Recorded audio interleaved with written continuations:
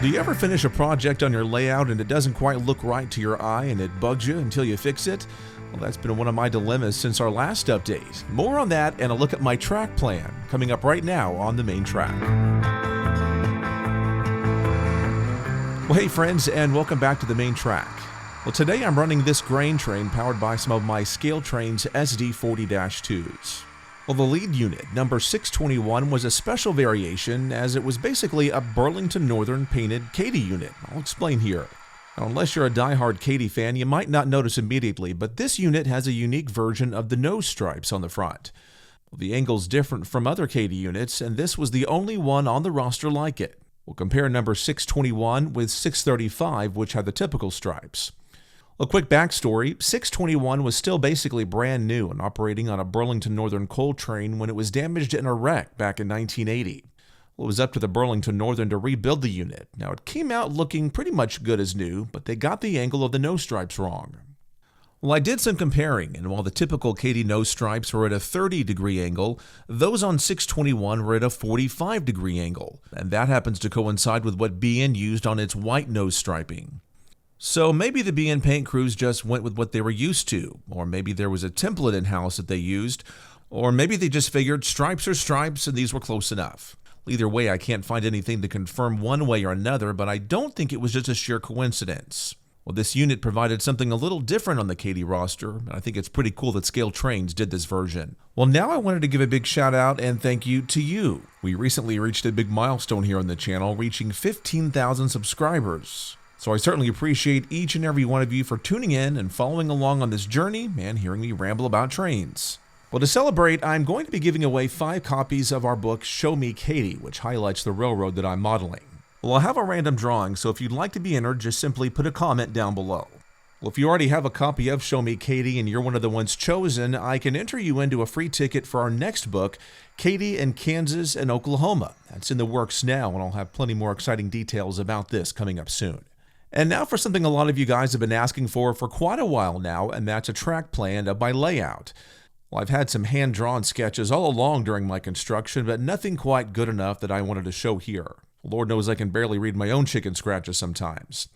Well, I talked about this rendering in a brand new episode with the Train Talk Media podcast, so a big thanks to Chuck for having me on the show. You want to take a listen to that, and I'll have a link to that episode in this video's description. Well, I'd been tinkering with track planning software for a while and finally gave up and drafted my own. You can see it's not the prettiest thing in the world, and it's kind of roughed in and not super detailed with all of my trackage just yet. But this highlights my preliminary first level of a potential 2. To give you an idea here, my layout room in the basement is 50 feet by 30 feet. Now, my plan is to eventually have a staging yard underneath Ladue and the KCPL power plant. You'll notice in Sedalia, I have the Union Pacific Mopac interchange with that main line ending with an arrow. That denotes where the main line will eventually duck down below and heading to that staging area, which will represent St. Louis. I'm still trying to figure out the best way to get down there, so I've left that part a little vague on the graphic for now. And likewise, I'd like to eventually have a Parsons, Kansas staging yard somewhere underneath Clinton. Well, the question is, do I need to rework things and add a helix or two, or use some inclines to get up and down?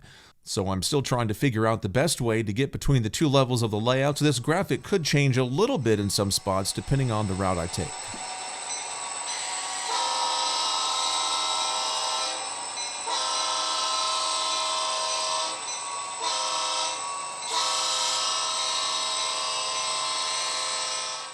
Now, one of the biggest projects I've accomplished in recent weeks may not be immediately noticeable to you, but you're looking at a brand new and improved main line that I rebuilt from the ground up. Well, you are correct if you recall me laying out this section originally a few months back, but I was never super satisfied with it. First of all, the curve radius ended up being a little tighter than I was shooting for, and then the height of my roadbed was a little shorter than it should have been to match my prototype. Well, it wasn't a major thing, but it simply didn't look right to my eye, and it kept bugging me.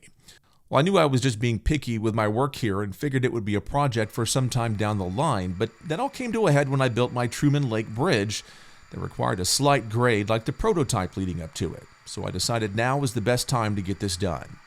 So I ripped it all up down to the foam and built up a brand new roadbed, made the curve broader, going from a 38 to a 42-inch radius, and that resulted in moving the track back a little ways, which meant I had to redo this crossing since it ended up being about 15 scale feet farther back.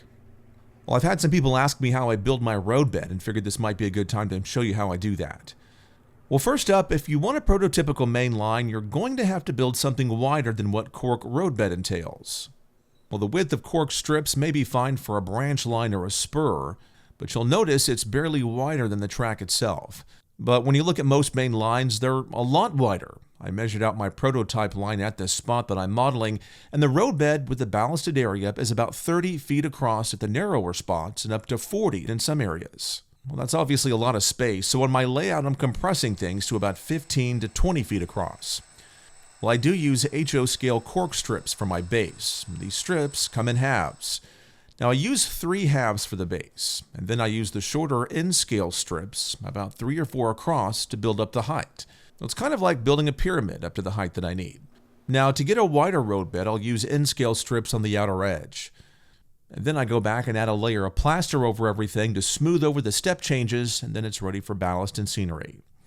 Well, the new height of my roadbed is about 4 to 5 feet higher than it was before. It's not a big difference, but to my eye, it's a much better match for the real thing. Now for comparison, I'll show you some areas of the roadbed through spots that are much flatter, like here in the town of Ladue. But even here, I use the N-scale cork roadbed on those outer edges to give me the width I needed. Well, I've also received some questions from you about how I do my ballast. Well, I wish I had some magic product or technique to tell you about, but I just use good old Woodland Scenic's Fine Gray Blend.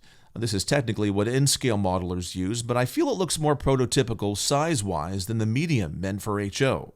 Well, I'm lucky with this in that the color is a close match for the ballast used by the MKT through Missouri. And in a fun coincidence, Woodland Scenics itself is located in the same general region of Missouri that my line passes through.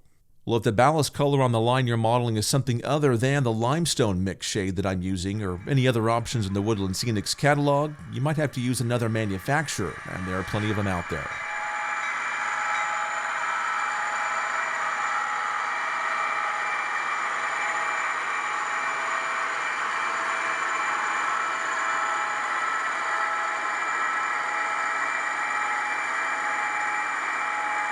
Well, to secure and seal everything, I spray it down with 70% isopropyl alcohol in a spray bottle, and then with another bottle, I soak it with a mixture of 10 to 15% Elmer's glue and 90% water. And a little reminder about that alcohol that I learned several years ago the hard way: you'll definitely want to open your windows and run your fans unless you want to get a headache. Well, at this point, a lot of guys will airbrush their track, but I use a different 3-step process. Now, I start off using Rust-Oleum's brown camo paint. It's a matte finish and has a good dark foundation. Well, then I hand paint my rails and every single tie. Now, what I use is this product by a company called Ammo. Now, they make a lot of colors for different types of hobbies. This here is their rail center line. Now, for my ties, I use the color Sleeper Brown, and I use Boiler Brown for the rails. Now, it's tedious work doing one tie at a time, but I think the results are worth it. Then when it's dry, I hand brush my track with Tamiya weathering pastels, just to darken everything up and blend the colors together.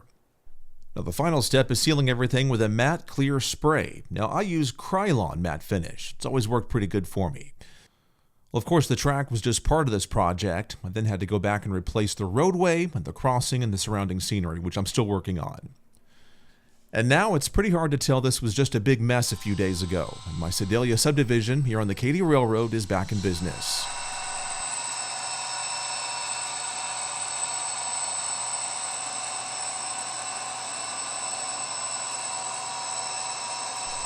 Well, I'm still making progress on my Truman Lake area, and I still have plenty of work to go on this. I've completed the scenery base for the north side of the bridge, heading into the town of Clinton around this big curve. Well, I shot most of this video a few weeks back, and since then I have started the bench work for the town of Clinton. So things are certainly coming along here in the layout, and I really appreciate your patience in between me getting these videos out to you. And once again, if you'd like to be entered into our giveaway for our books, just simply leave a note down in the comments below.